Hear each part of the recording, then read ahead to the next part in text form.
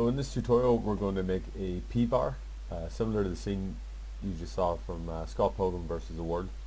So we're going to make this in Photoshop, and then in a later tutorial we're going to take this into After Effects and animate it and composite it in with some live action footage. Okay, but just for this tutorial we're going to be working solely inside Photoshop just to get that Peebar created from scratch basically. So the first thing to do in Photoshop once you start it up is we're going to make a new file. So we go File and New. For this I'm just going to use one of the presets because we can actually scale it. We're going to end up scaling this footage later on. So I'm just going to use a preset and we're kind of going to fill up the whole canvas with our image. So we're clicking the preset, we're going to go to Film Video, and out of that list we're going to choose HDV 1080p. Okay.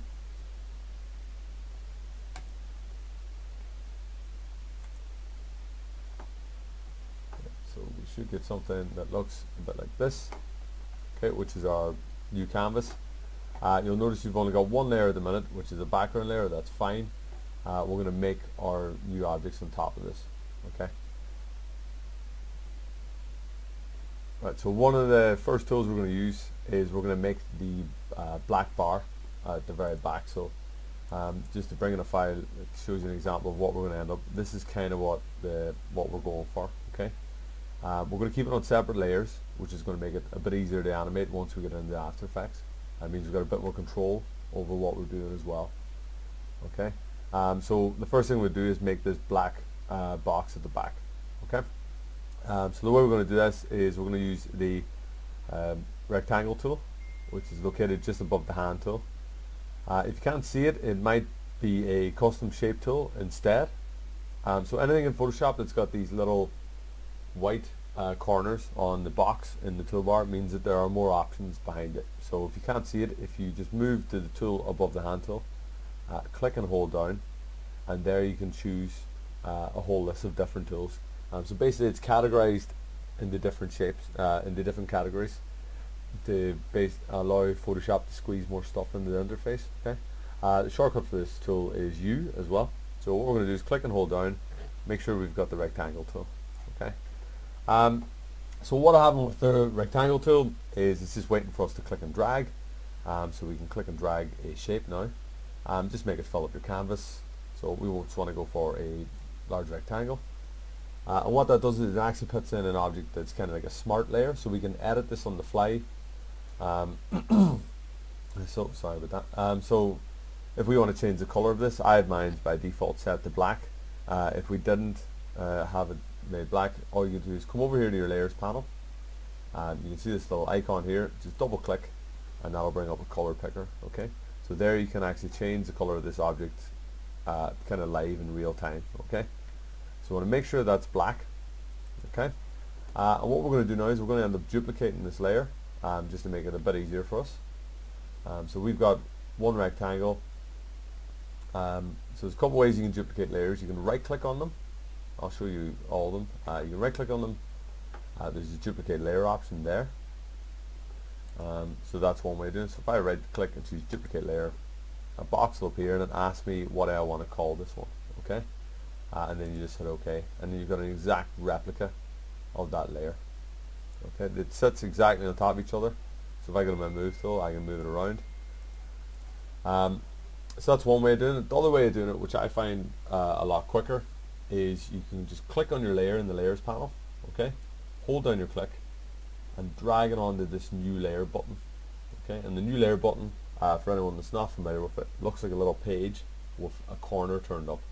Okay, this way is quicker. It doesn't give you that prompt to rename it. It'll automatically call it whatever your layer name is and then the word copy afterwards. So we just let go of that, then that's made my new layer. Okay, so these are both sitting exactly on top of each other. So the way that we know they're here is if you come over to the layers panel and just have a quick look at them. So what we're going to do is we're going to scale this top layer, and there's a couple ways we can do this. Again, there's a shortcut for it, which is Control and T will take you into your transform options. The longer way to do it, which I sometimes generally use in lessons a lot more, is Edit, Transform. Well, in this case it's Transform Path, and then you just choose Scale. Okay. So either way, whichever way you want to do it, you can push Control and T on your keyboard. That'll bring you into it. Or you can go the long menu way, which is Edit, Transform Path, and then Scale. Okay. So up here, in one of my previous tutorials, I mentioned that this bar changes quite often. So what it has now is, this is now our transform option. So you can see we've got a W and then a percentage. We've got a little keychain, and then we've got a H and a percentage. So basically what this means is the W is the width of the object, and the H is the height. Okay.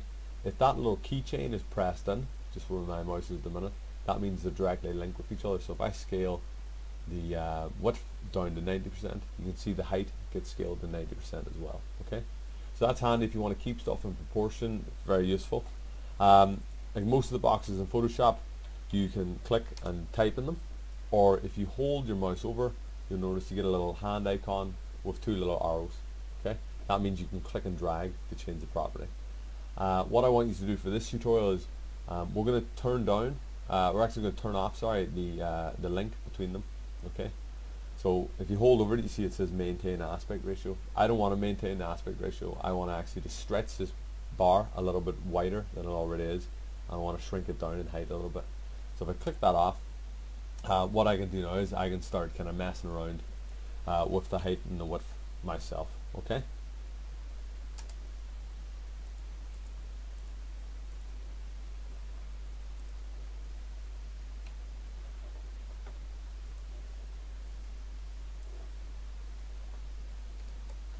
Okay, so with that unticked, what we want to do is we want to go with a width, and you can change this yourselves depending on how you think it should look. I tried this earlier, and a width of 105 worked perfectly fine, and then a height of 95. Okay. So basically what it's doing, it's taking the original size, and you're now telling it to use 95% of that height for your final one. Okay. The transform tools in Photoshop normally won't let you do anything until you push enter. Okay, so if you're trying to move onto a different tool, this little warning will pop up. That's fine. It's just asking you, are you sure you want to make that transformation? Okay, if you ever make a mistake, you can hit cancel or don't apply, or you can just push enter on your keyboard. Okay, and that will apply. So this is what we've got now. We've got a black border of the rectangle, and it's actually made out of two different shapes. Okay. If you're not happy with it, you want to go edit, transform path, scale. You can scale it again. So what I'm going to do is I'm just going to taper this down to make it just a bit more square. So maybe instead of 105, you go with 102. Okay. And what we want to do now is we just want to squish these together and flatten them into being one layer. Okay. So like most tools in Photoshop, there are a couple of ways to do it. You can hold down Control and click on both of them in the Layers panel. Okay, so all I'm doing there is holding down Control and clicking on the second layer. You can right click there, and you can choose Merge Shapes or Merge Visible. Okay. A handier way I find to do it is if you're on the top layer and you know you want to flatten it with the one underneath, if you push Control and E,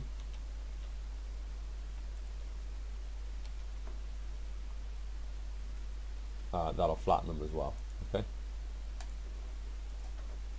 So what we want to do is click on the top one, hold down Control so we can select the next one, and if you just push Control and E on your keyboard, that'll flatten them together. Okay. Remember, the other way of doing it is you click on one of them, hold down Control, you can right click and choose Merge Shapes. Okay. So what we end up with now is one bar, one black bar, and the next thing we're going to do is we're going to rename it. Okay. So to rename your file, all you do is click on the writing. If you double click on the writing in the Layers panel, you can just click in here. Okay, so we're going to just call it black box, and then we'll hit enter. The other way of renaming layers is you can click on it once, hold down your right click,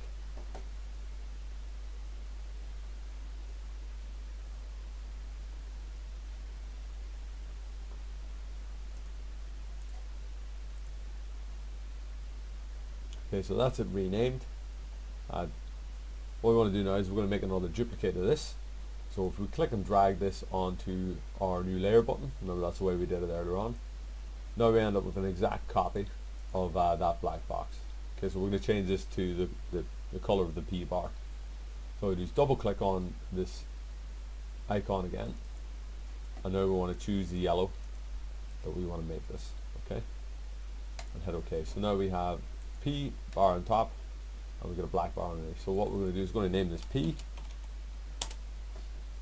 and the next thing we need to do is we need to scale this P down, so we can still see some of those borders outside it. Okay, so if we go same as before, edit, transform path, scale, or you can use Control and T on your keyboard for it. And what we're going to do is turn this width down to about maybe 98, and then we're going to scale down the height as well. We're going to scale the height to around 94. Okay, so again, you can do this, you can change this depending on what way you think it would look best, but I'm going to go with that. So I scaled the width to 98%, and I've scaled the height to 94%. Remember, I'm happy with my changes now, so I'll just push enter, and that will apply them. Okay, so now what we've ended up with is we have a layer on top, which is called P, we've got a layer underneath, which is called black bar, and that's kind of the style that we're looking for. Okay. So the next thing we're going to do is we're going to make the text for this. So your text tool is located just a couple above where we got our rectangle tool. Again, if you can't see it normally, if you can't see the horizontal text, all you need to do is click and hold down, and then choose horizontal type tool. Okay. I'm going to click and drag a box where I would like to put my text.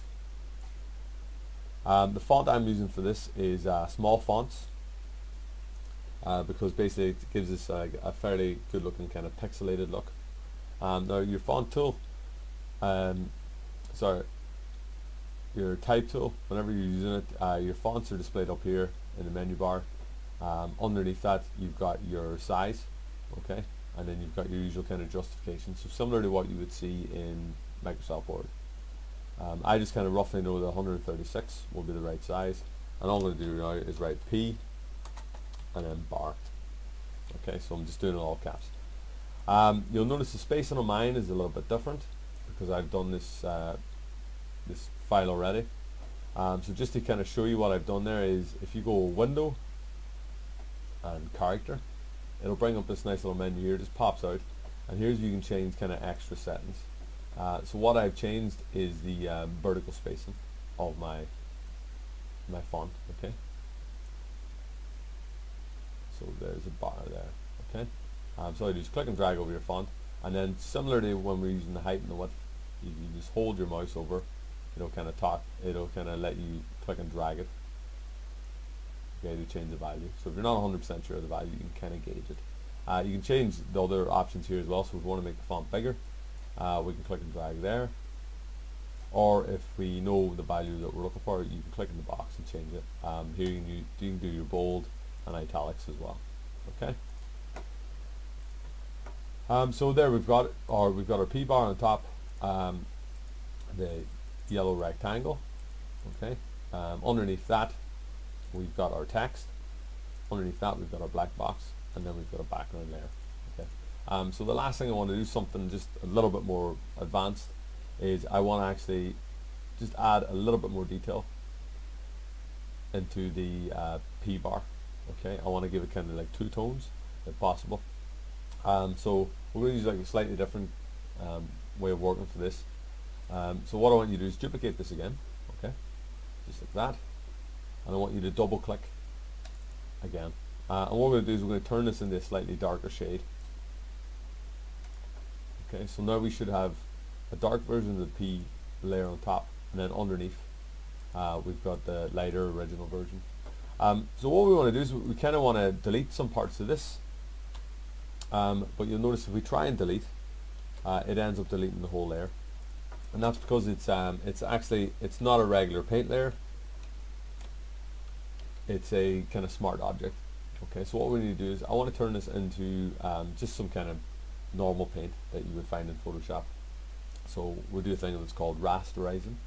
So all you really do is right click on the layer, and then from there we just use Rasterize Layer. Okay. What it's doing now is it's turning into a standard layer. It's no longer a smart object. It's just a layer with some paint pixels in it, so it's just turning into pixels. So now what I can do is, if I grab my rectangle marquee tool, which is the second tool down, if I grab that, I'm just going to draw a box, which is the part that I want to delete. Okay, so for the box, I'm going to try and get it roughly in line with these little bits of the bar here. Okay, so if I don't get it right, all I do is I can click and drag again. Control and D will get rid of it. So if I want, I can actually zoom in and do this, so it's a little bit more accurate. Okay, and then all I want to do then is just hit delete.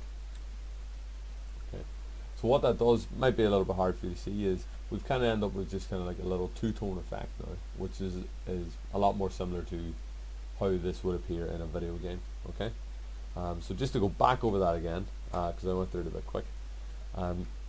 First thing we need to do is we're going to need to duplicate our P layer. Okay, so I'll get rid of this one. So all I'm going to do is click and drag that P layer onto the new layer button.